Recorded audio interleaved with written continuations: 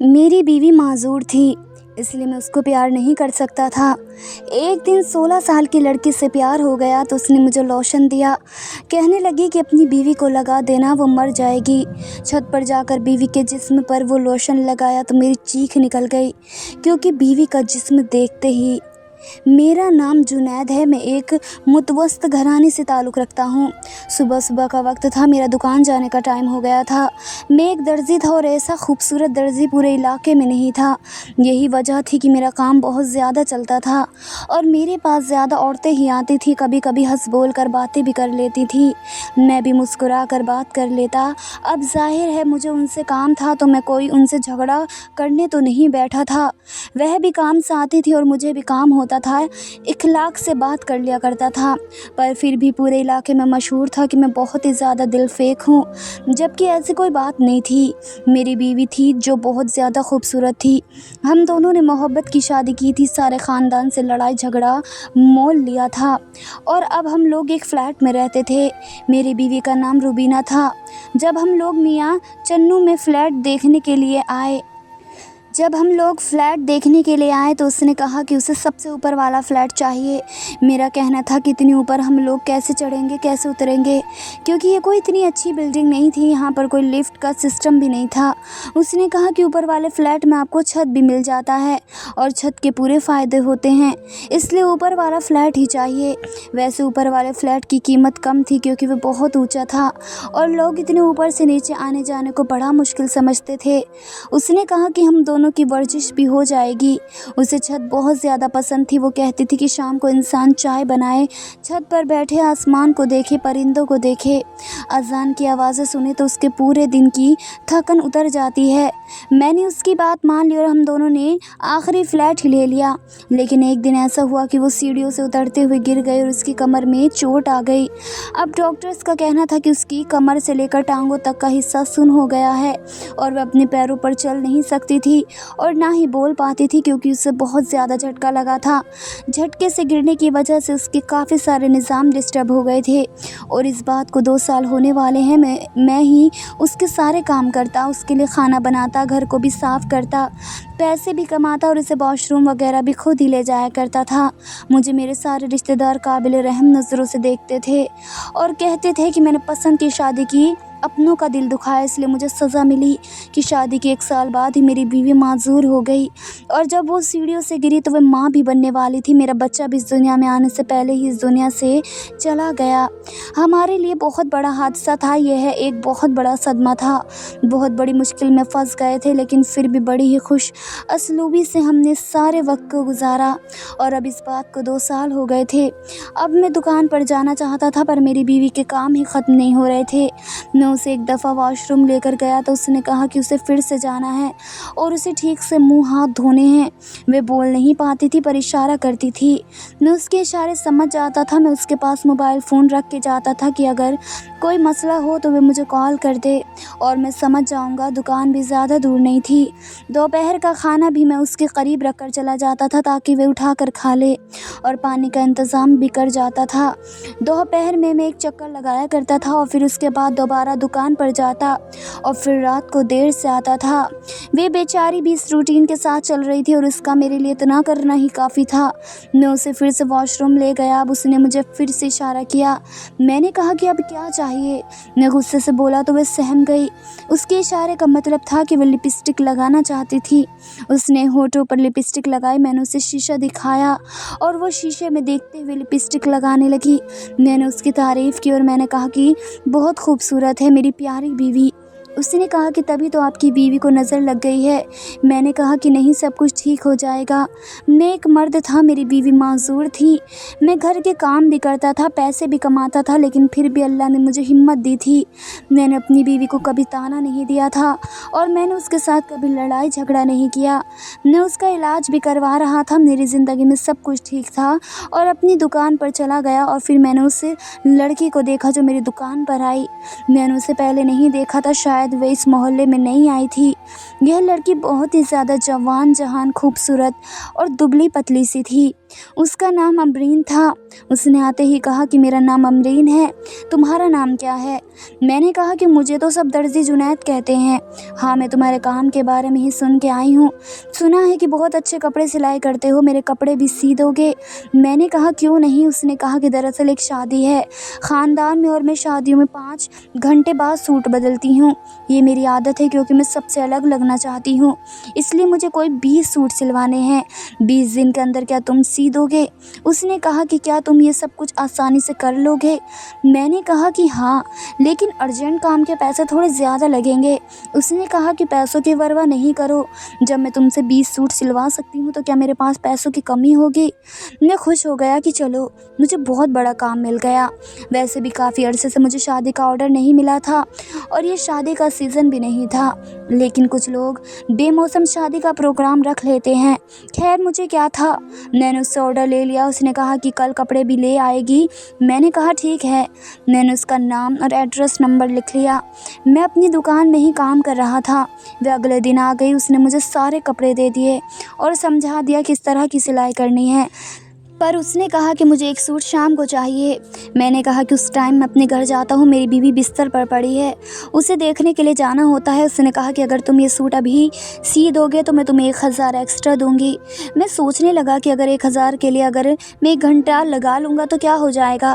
ویسے بھی میری بیوی اپنے گھر میں بیٹھی ہے، کوئی سڑک پر تو نہیں بیٹھی، کھانا اور پانی میں اس کے پاس رکھ کے آیا ہوں، 1 گھنٹے سے کیا ہو جائے گا؟ 1 گھنٹہ تو انسان لیٹ بھی ہو جاتا ہے۔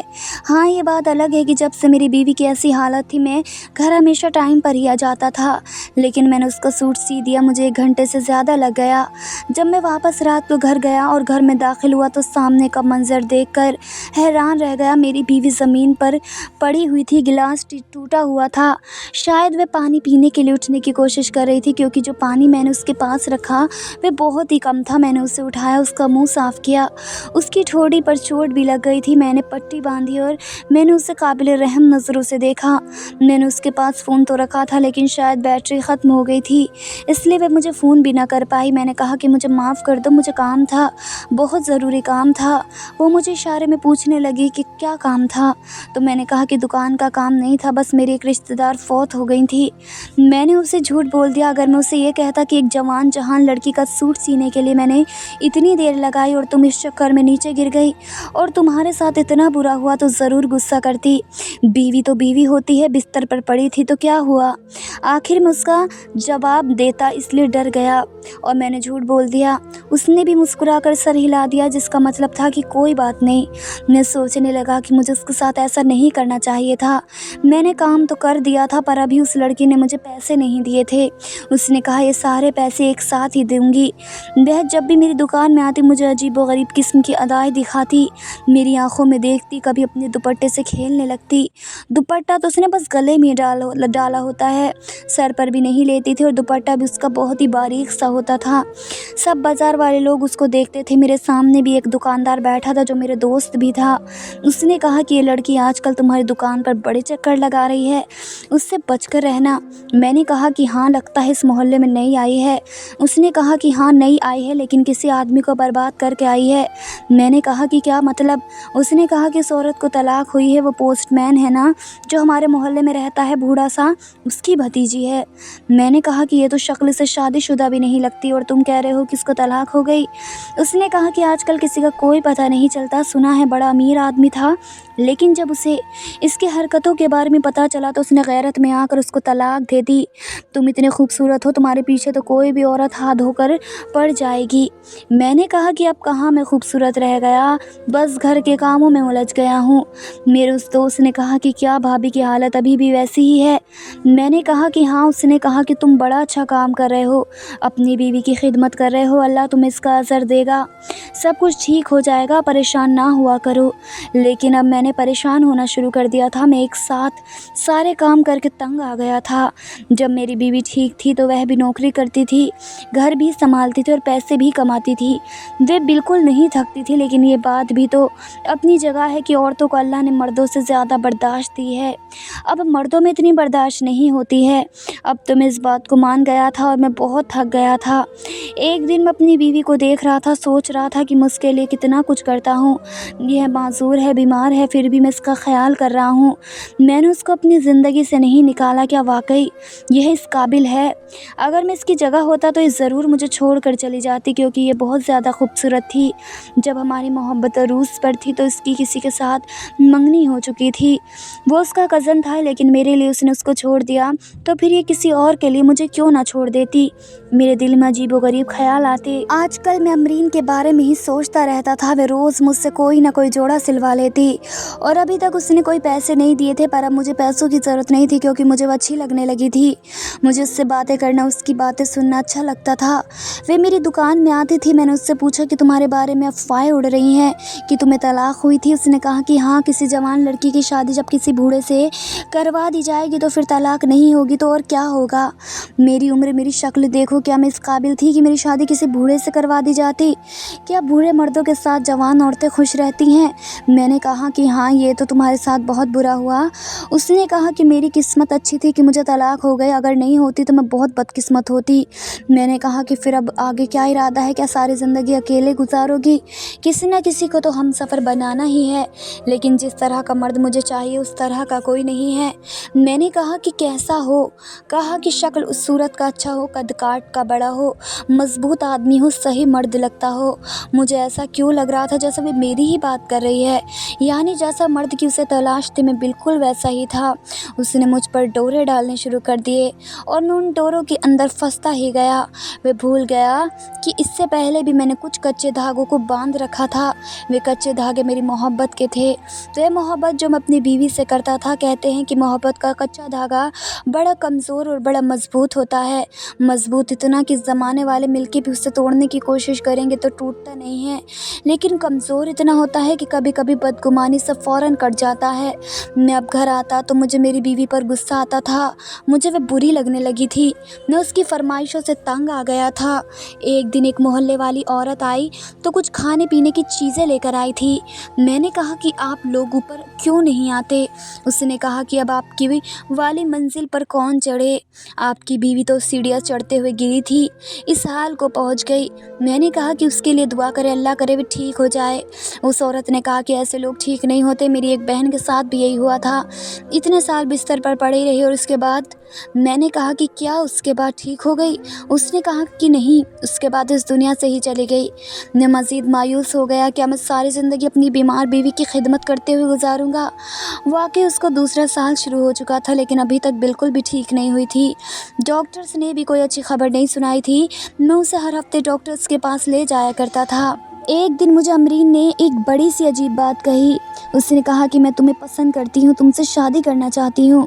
میں اسے اپنی بیوی کے بارے میں تو پہلے ہی سب کچھ بتا چکا تھا۔ میں نے اسے اپنی بیوی کی تصویر بھی دکھائی۔ تب اس نے کہا کہ وہ تو بہت خوبصورت ہے۔ اس نے کہا کہ دیکھو، تمہاری نہ کوئی شکل ہے نہ ہی عمر یہ سب کرنے کی، کیا تم ساری زندگی اپنی بیوی کی خدمت کرتے رہیں گے؟ کیا اس کی گندگی صاف کرتے رہیں گے؟ میرے ساتھ چلیں، ہم دونوں بھاگ کر شادی کر لیتے ہیں۔ میں اپنے ساتھ اتنی ساری دولت لے آؤں گی کہ ہمیں کوئی مسئلہ نہیں ہوگا۔ کسی اور شہر میں جا کر تم اپنی دکان بنا لینا، میں گھر سنبھال لوں گی۔ تم دکان سنبھالنا، تمہارے ہاتھ میں ہنر ہے، یہ ہنر تو تم کہیں بھی استعمال کر سکتے ہو۔ میں نے کہا کہ پر میری بیوی کا کیا ہوگا؟ میں اسے ایسے ہی چھوڑ کے تو نہیں جا سکتا۔ اس نے کہا کہ اپنی بیوی سے چھٹکارا کیسے حاصل کرنا ہے یہ تمہارا کام ہے، میں تمہارے ساتھ بھاگ جانے کو تیار ہوں۔ میں سوچ میں پڑ گیا اور میرے دماغ میں خیال آیا۔ میں نے کہا کہ میری بیوی نہ تو چل سکتی ہے نہ اٹھ سکتی ہے اور یہ بیمار بھی ہے۔ میں نے اس کے لیے جو کرنا تھا کر لیا، شاید اب اس کو بھی نجات کی ضرورت ہے۔ ایک دن میں اسے اپنے ساتھ چھت پر لے گیا، ویل چیئر کے اوپر بٹھایا ہوا تھا اس کو میں نے۔ وہ بھی خوش تھی کہ چلو آج اسے آسمان نظر آ جائے گا۔ کافی دیر سے میں اسے اوپر لے نہیں آیا تھا، لیکن میں یہ دیکھ کر حیران رہ گئی کہ یہ کوئی شام کا وقت نہیں تھا بلکہ تپتی دوپہر تھی۔ وہ مجھے کہنے لگی کہ نیچے لے جاؤ، بہت گرمی ہے، اوپر تو بڑی تیز دھوپ تھی۔ میں نے کہا کہ کیوں، تمہیں تو چھت بڑی پسند تھی، تمہیں تو دھوپ بہت پسند تھی، تم آسمان کو دیکھنا چاہتی تھی، اب یہیں پر بیٹھو اور میں جا رہا ہوں۔ میں نیچے نہیں جا رہا ہوں بلکہ میں اپنی زندگی جینے جا رہا ہوں۔ میں تمہاری خدمتیں کر کے تنگ آ گیا ہوں۔ تم چاہتی ہو کہ ساری زندگی تمہارے کام کرتا رہوں، تمہارا غلام بنا رہوں، تمہارا نوکر بن جاؤں۔